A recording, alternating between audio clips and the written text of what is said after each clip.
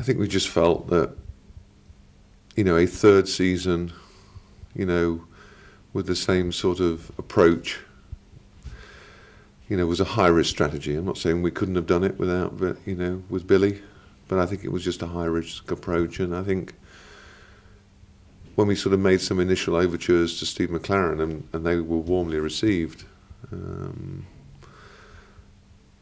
think that sort of made our mind up at that stage. And it's not often a manager of Steve's pedigree and contacts and track record become available. So in the end, what was a difficult decision, I think, became a much simpler one.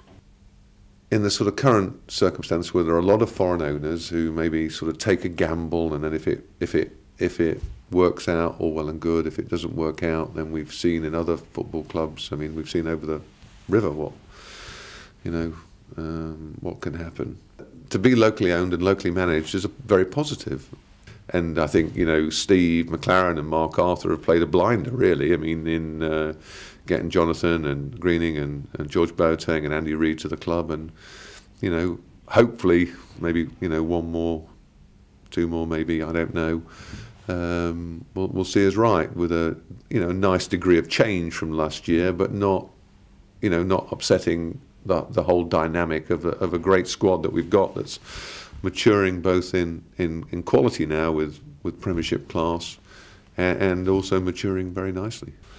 Yeah, I mean, does the acquisitions committee or panel exist or doesn't it exist? I'm not sure, quite honestly. But to me, it's an informal process where everybody talks about potential acquisitions, whether it's the chief medical officer about their MRI scans and how the ACL cruciate ligament they did 5 years ago is looking now, to John Pelling and if it's a foreign player and how we're going to accommodate the tax and all those sort of issues. So it's an informal process. I don't think it's a sort of group of suits sitting around the table in a sort of committee and calling the meeting to order sort of thing. I don't think I work that way. And I don't think anybody at the club works that way, quite honestly.